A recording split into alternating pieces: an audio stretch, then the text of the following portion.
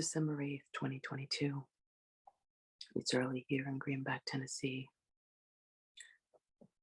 So I'm speaking quietly. And I guess I just want to do a little update on the financial aspects of the markets and the world system right now. Because what I would say about where we are right now is we're still at the end of a grace window. And I think many of us, because we don't see a market crashing right now, we don't believe it's going to happen. And, the markets may not crash to the bottom, or they may not crash to levels that perhaps some have said they would. But I don't think that we understand the severity of where the world financial system is right now in regards to so many things that are not understood by the general public that don't study the markets.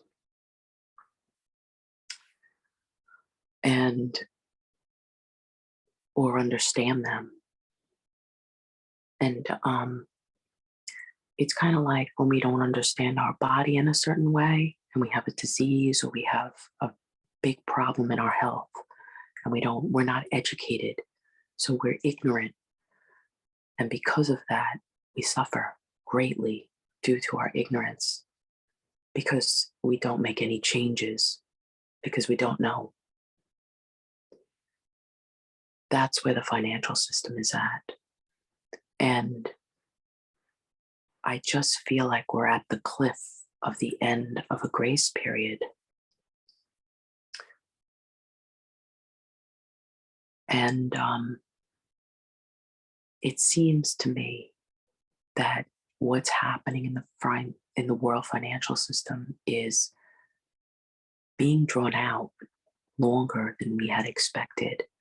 We saw the markets take a strong dive in 2020 during COVID. And then we call it a V bottom, but they drop and then they come right back up. And that happened in 1987 as well, when there was a market crash. And so, no big deal, right? They're going to come right back up. I don't think so. Not this time. Too many factors. And I think that we're under a more heavy judgment in the world system. This is, when we have a V bottom and it drops and it comes right back up, to me, that's grace. That's grace. Okay, recovery. Nobody's got to sell because it's coming right back up. It's different this time. Because we're in a currency cycle that's ending. Is that going to happen tomorrow or next year or the year after? There's so many theories. Some people believe it'll happen in a few months. I don't think so. I don't think that's the way it's going to be done. But if we take a look at the last currency cycle, which was in the early 1900s, when all the gold was collected after the war, and dollars became the world reserve currency. That was a process. And the elites are not going to do that in an overnight transaction. They're going to somehow do it. And they're going to use war. They're going to use disease. They're going to use depressive and oppressive means upon the peoples. They're going to use different false flags. They're going to use rhetoric and lies. And they're going to oppress the peoples over time. COVID was the beginning of that. That was the first shock to the world. And it's like waves. So we have an ebb and a flow. And so COVID came and it was a huge wave of awakening and a huge wave of suffering and a huge wave of jolting and shaking. And then, there's an ebb and flow. And so kind of like the wave retracts and it picks up more momentum with the next wave. And that's where we've retracted and we're about to get blasted with the next wave. The next seal is about to be opened. And that seal is hyperinflation. And hyperinflation must take place in the next currency and the next currency cycle ending. And so we know we're going to digital currencies, but it's not going to happen overnight. It's going to be a process. And that next wave is coming, and we're in the grace period of the retracting of the wave, the ebb of the wave. And as it pulls back more force and more water with it, some will go into deception and say, everything's fine now, we're good.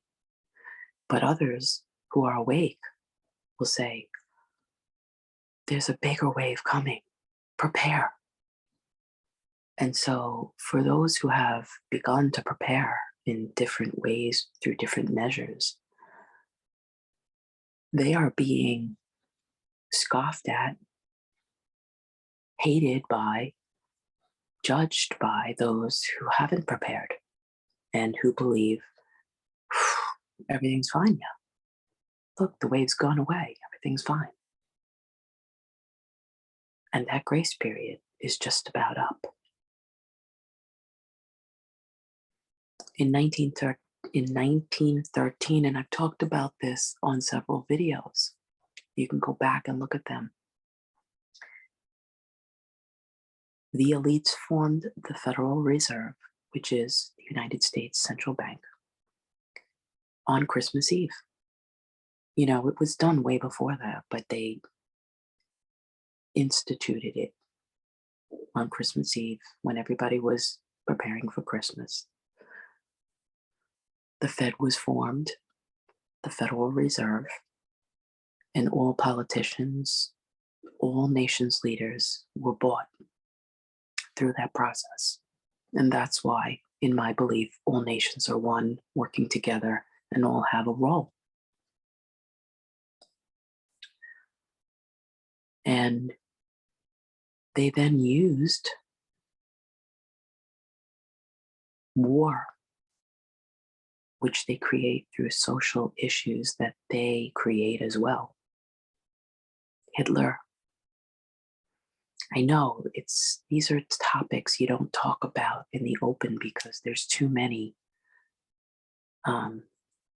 offenses. There's too much pain for me to say that autism was planned and children were neurotoxified through immunizations deliberately. I can say that because I suffered through it. But if I say that Hitler was part of the system and that wars were planned, because my family didn't suffer through that, it's a very sensitive topic. If we have family members in the military, it's a sensitive topic. And that's why we don't talk about these sensitive topics out in the open. There's too much offense. They use social issues to create divide between the peoples so that there's so much division and polarity between us. It's so crafty. It's so dark. And so the Federal Reserve is put into place in 1913 on Christmas Eve when nobody's looking. And then the plan to do a currency switch is constructed through war. And after the war, they used the destruction of all the war, which was also used for other purposes as well, come out of the war years and years later. And that's why I'm saying that things take years. They don't just happen overnight. It's a process of boiling the frog. After the war, they tell everyone, things are really hard. Things are really, broken now. Bring your gold into the banks and we'll give you these paper notes, which are debt. If we can just remember simply that every time a dollar is created, a paper dollar, a debt has to be created. And let that sink in. Treasury notes are debts.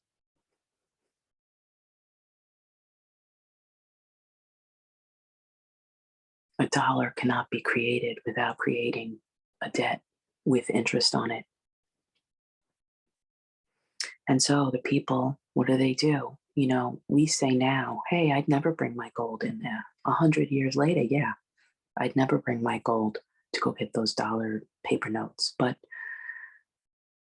they were forced, and we all would have done it because in order to buy and sell, they needed these paper dollars, these paper treasury notes. And so they brought their gold so that they could get the dollars in return so they could buy food for their families. When a crypto digital currency, bridge currency that's going to be used on our phones, obviously, we've all been trained to use our phones for everything, for payments.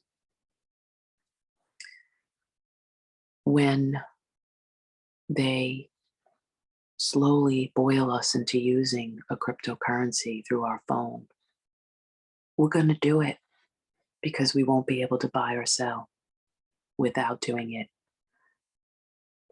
The mark of the beast has been in the world for a long, long time, forever. The mark of the beast. We can't buy or sell without it.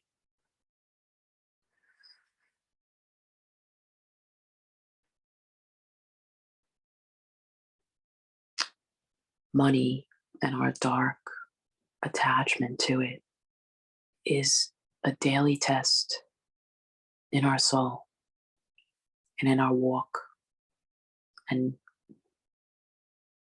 in our spiritual journey. Every day, money is a test.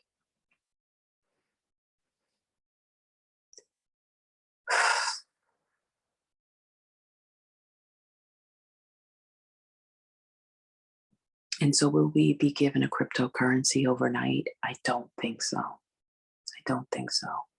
I think it's going to take wars, rumors of wars, false flags, plagues, and a lot of shakings and some time. And we're in that time already. And so the voice of wisdom calls out to us to prepare for that. In the interim, will they crash the markets?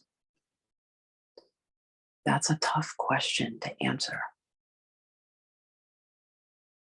Depression of the 1920s did crash the markets. It did.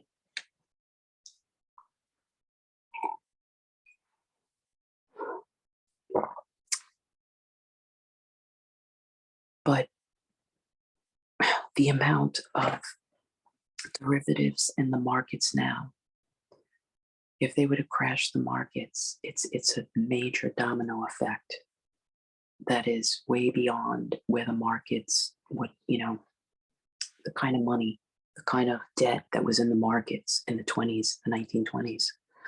And so the devastation of crashing the markets now would cause a contraction of the population, of the world population. It would cause mass death. There would be resource problems, major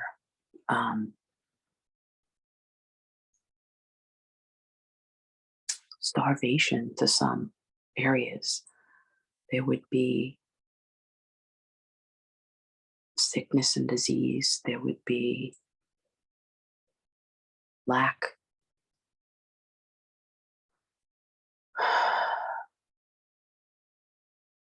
we're seeing the shakings of that. And I want to just speak on some practical levels. As I talk to people with boots on the ground, and what that means is, when you speak to people in different areas of the world and they actually live there and they actually tell you what's going on, what I am seeing is across the board, the elderly in their 70s cannot retire. They don't have enough money to live on what they have with Social Security and pensions and Medicare. They don't have enough money. And I'm talking low middle class, low, staying awake at night, worried that they have to get another job at 77 years old.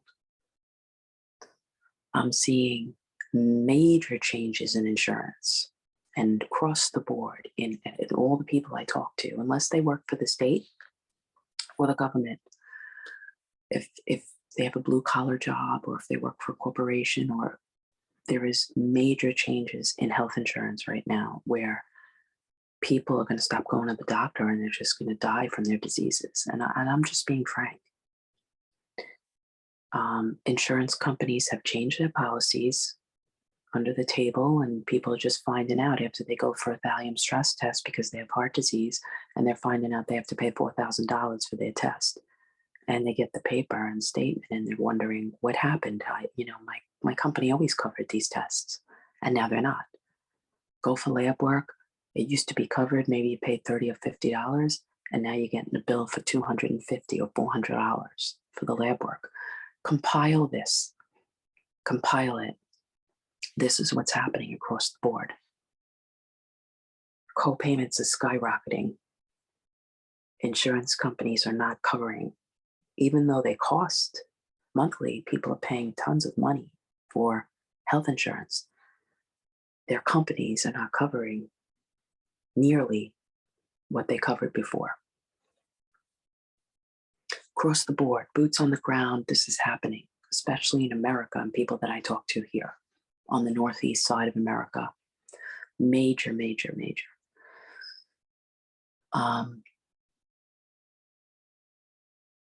Where I come from in Long Island, New York, now that I've moved to Tennessee as part of my preparatory life changes, which has been drastic.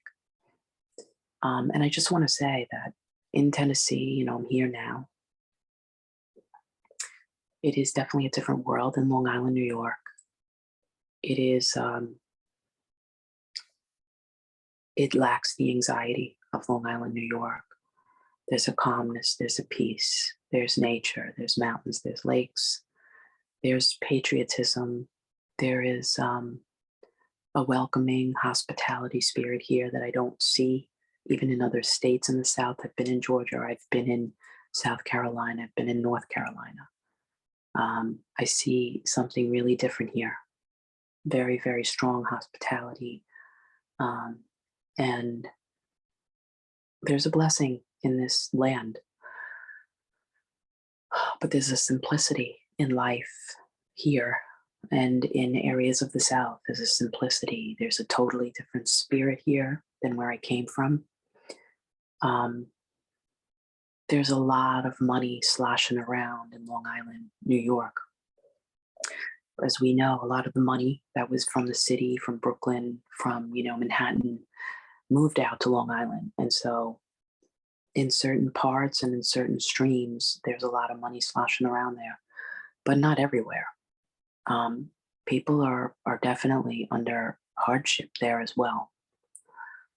And when I do return back to my native parts of Long Island, like Levittown, I feel like I'm kind of in Queens 2.0. That's how it feels to me.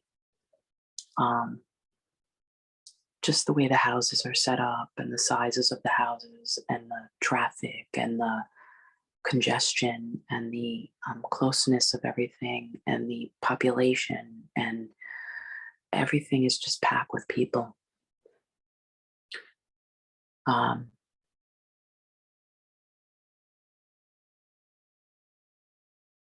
So there's a lot of changes and shiftings taking place. And right now we are in a shifting. We're continuing in a shifting and a shaking, and multiple shiftings and shakings. And I do believe that for those who um, are hearing the call to prepare, to move, even geographically, or to change, to make changes, that grace period is coming to an end and won't be able to make those changes in the next season, and kind of will be wherever we are, we'll be there. And that's it. The mobility will be taken away for financial reasons, for health reasons, for a lot of reasons. Um,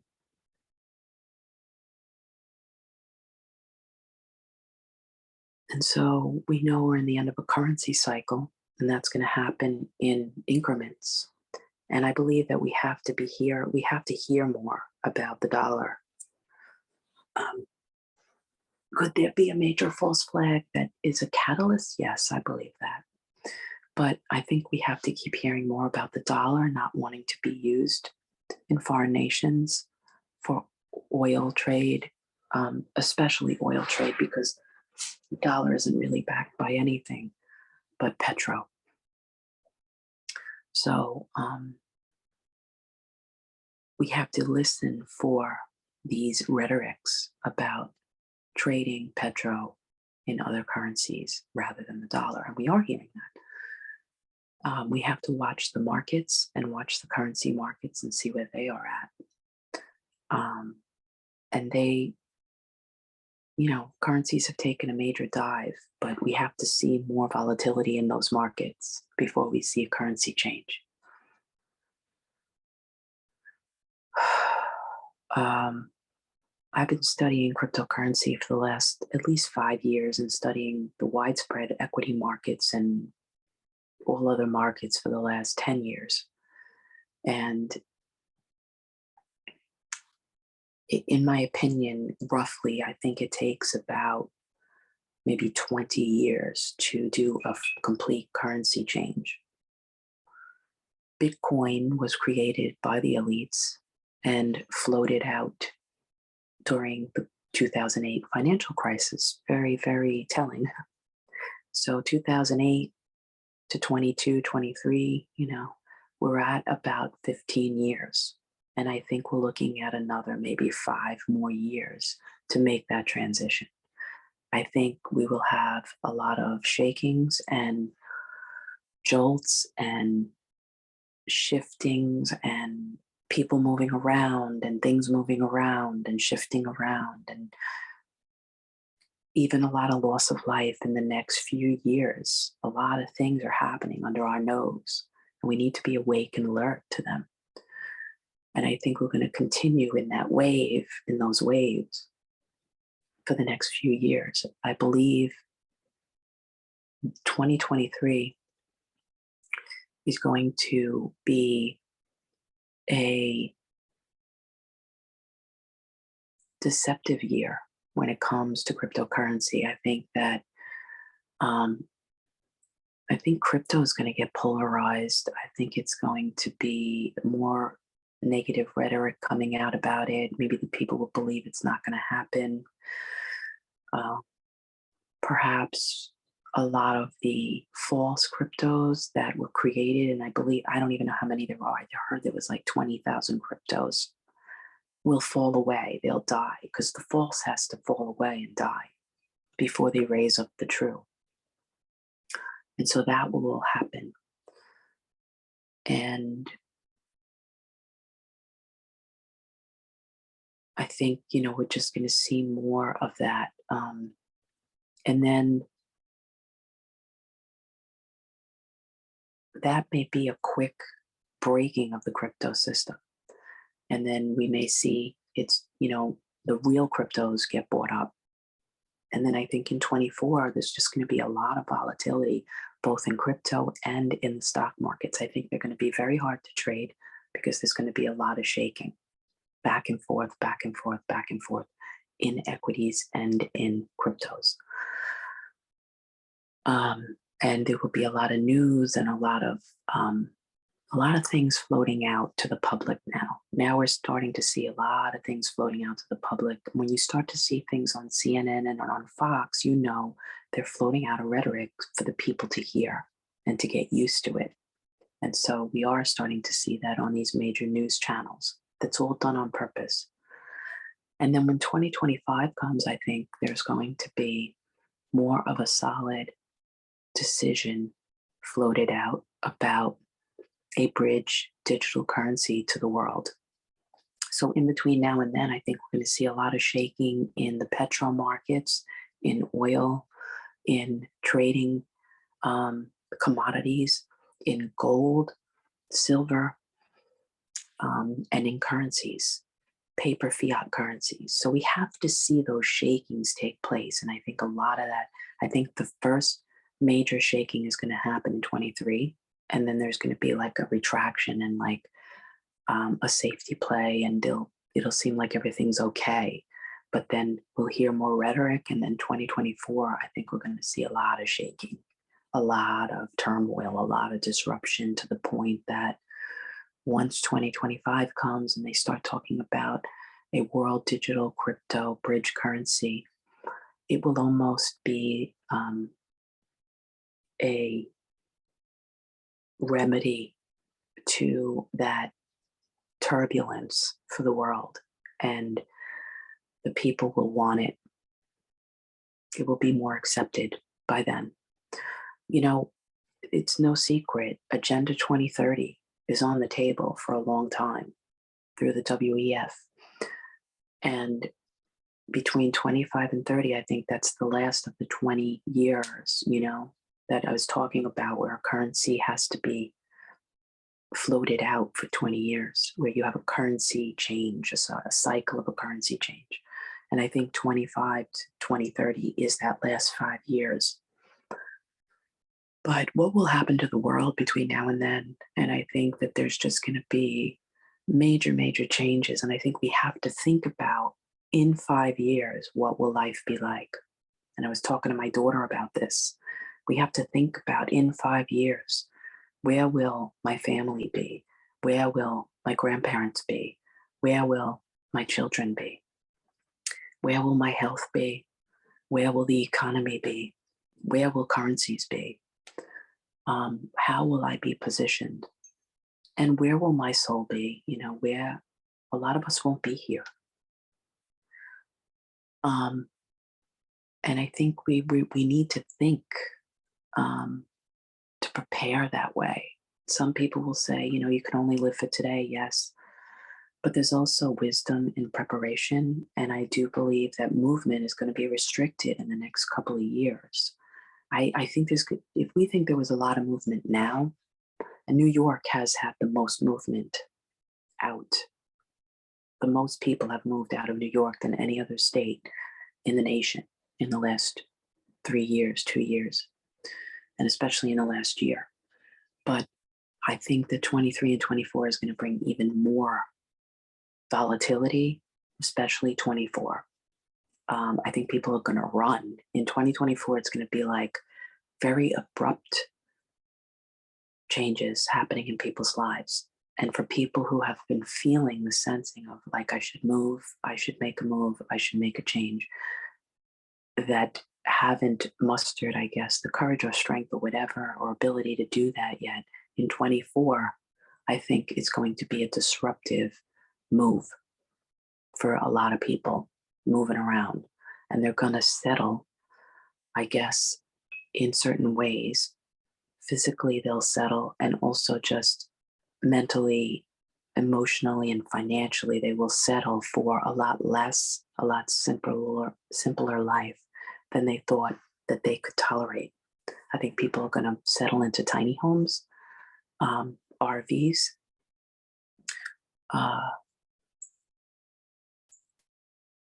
I even said to Scott, I think it's a great idea to own a shed business that sells sheds, because I think people are going to buy these sheds and make them into homes. Some of them have these nice little porches on the front, and people that have building and construction skills and plumbing skills and electrical skills, they will just buy those little things for they're not that little. They'll buy a huge shed and insulated, put a bathroom in, and put a little counter with a sink. And Somebody smart will buy a big piece of land and put a bunch of these on there. And these sheds, some of them are like $12,000, and it'll be a house. You know, you throw a few thousand in there and you have a house. You have a house. And for some, they're going to run out of places like New York and live in a shed like that. And that will suffice because there's a simplicity that's coming to the earth. And we can look at that. And if we look at that from a New York standpoint, that's like, oh my God, somebody's going to be impoverished. They're going to become poor. But we could look at it from another standpoint, like, wow, that person is going to give up all of that glitz and glamour of that sloshing around money in the New York region for simplicity, for nature, for peace, and for calm, and for a meek and humble life. You know, we can look at it either way, and we can look at everything happening in the world that way. We can either look at it as a loss or as a gain, depending on perspective. So, but I think overall there's a great meekness, and this is the spirit of humility that I see being poured out over the earth. The Holy Spirit is unleashing a spirit of humility, a humbling. The world is being humbled, and America is in the front line. America's first online for that humbling. And New York, I think, just because New York is the financial capital of the whole world, and it is, and it's the heart of the beast of the financial system. It's the heart of Wall Street. Long Island is an appendage of Wall Street. It is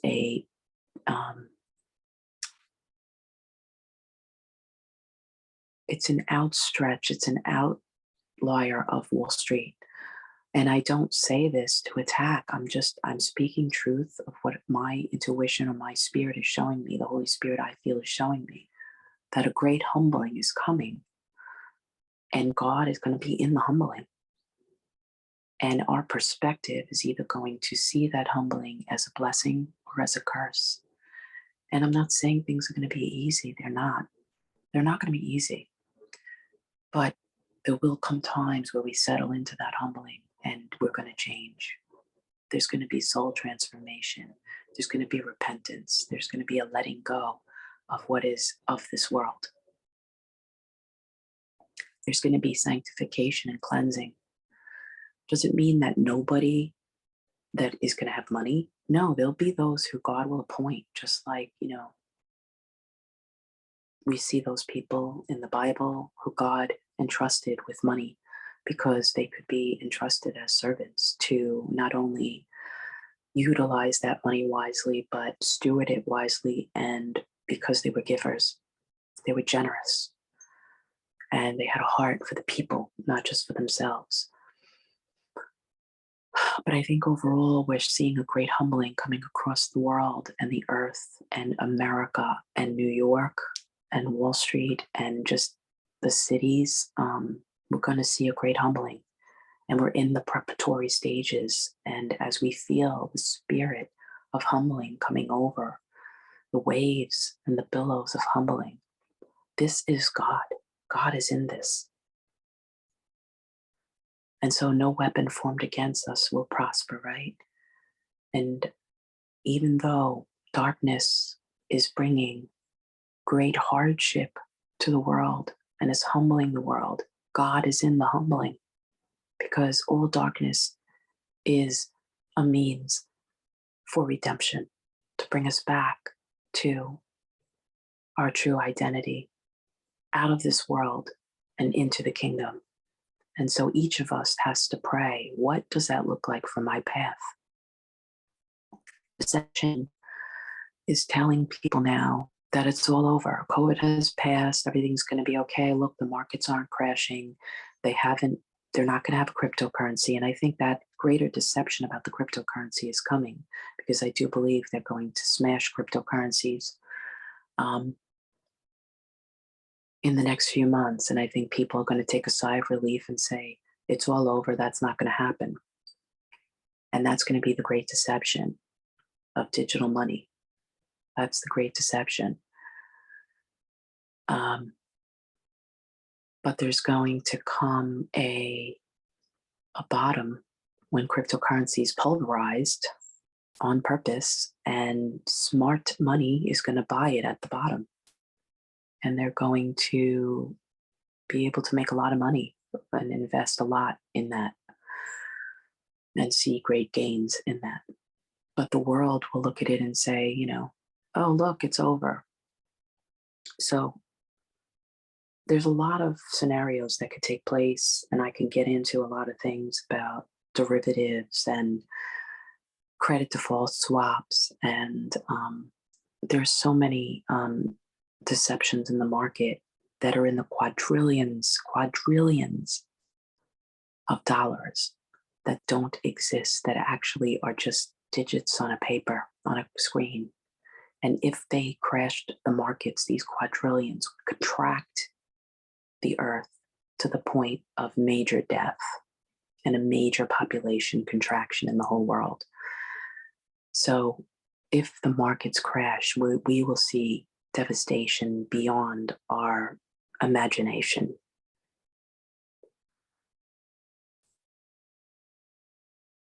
We are now in the preparatory stages. We are in the ebb and flow of the waves of the seals being opened. Wisdom calls out, like Proverbs says, wisdom calls out, do we have an ear to hear? Or are we still living in the 2000s, the 2010s, when there was so much quantitative easing and just adding to the money supply that we think that the Feds and central banks are going to continue to do that? I think 2023 is going to be the last wave of deception, where the people believe the central banks are going to just keep printing digits on screens and we can just keep getting credit and everything's going to be fine. And so for 2023, I think we're either going to be in more deception or we're going to be in wisdom. And we're going to have eyes to see, no, that's deception. The central banks are not going to save us. And credit is going to stop. And so wisdom will prepare this last year of grace, 2023. In 2023, wisdom will be preparing. Wisdom will be resettling. Wisdom will be transplanting. Wisdom will be planting seeds. Wisdom will be selling what it doesn't need. Wisdom will be giving away what it doesn't need. Wisdom will be storing up. Wisdom will be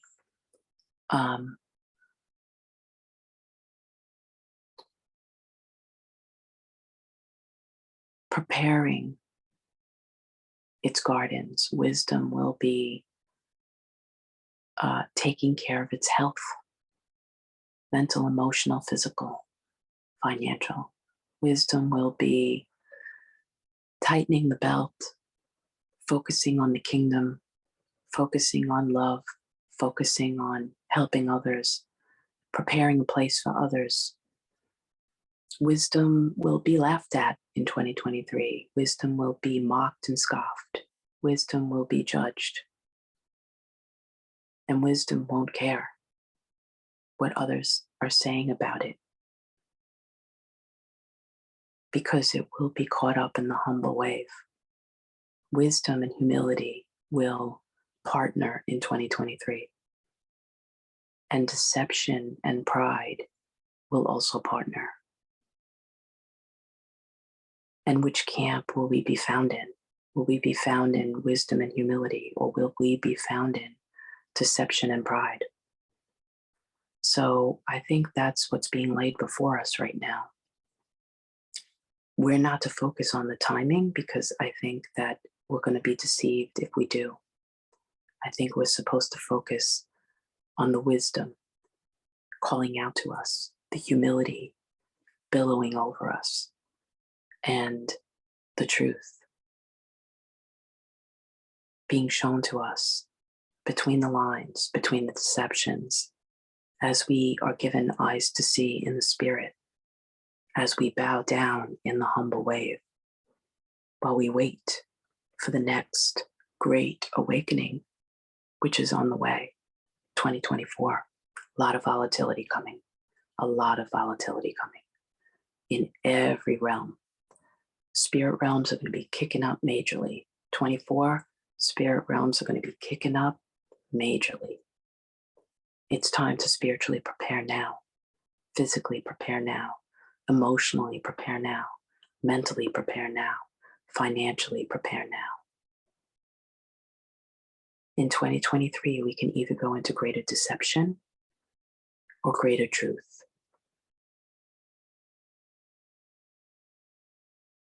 And if we look at what is right before our eyes in the rhetorics and in the deceptions, we will be caught up in confusion and chaos later on. We will be caught up in despair. But those who have prepared and are preparing will be able to help those who haven't. And there will be a great reparation, a great love, a great brotherhood, a great repair, a great restoration, a strengthening of humanity in that, even in the effects of those who don't prepare during 23, because of those who do prepare. And we can look at the story of Joseph. It's what I really want to talk about that on another video, and how Joseph, who was humbled and taken away through the affliction and the jealousy of his brothers, had to go off for a time into another land and be humbled. He had to be humbled and almost forgotten while his brothers flourished and were blessed. But God was preparing Joseph, not only in his inner man, in his spiritual life, but he was raising up Joseph to save nations. He gave Joseph great gifts of understanding and insight, and in that process, humility. And God raised him up to give him the wisdom to save those who didn't prepare, and the very ones who afflicted him, mocked him, and judged him. And there is a spirit, a Joseph spirit, a Joseph anointing that's been in preparation for years, that is being raised up in the earth, that will preserve others. And in that preservation, if we look at the story of Joseph when his brothers come, there's tears, there's repair, there's restoration, there's families reunited, there is safety. And Joseph saved his family, the very family who threw him in a pit and afflicted him. So we don't know what's coming down the line. We really have to hear the voice of God. And sometimes that's going to bring a lot of pain because others are not going to understand what we have to do in order to prepare. It's okay. That's where greater trust is coming in our lives. Greater trust like a rock.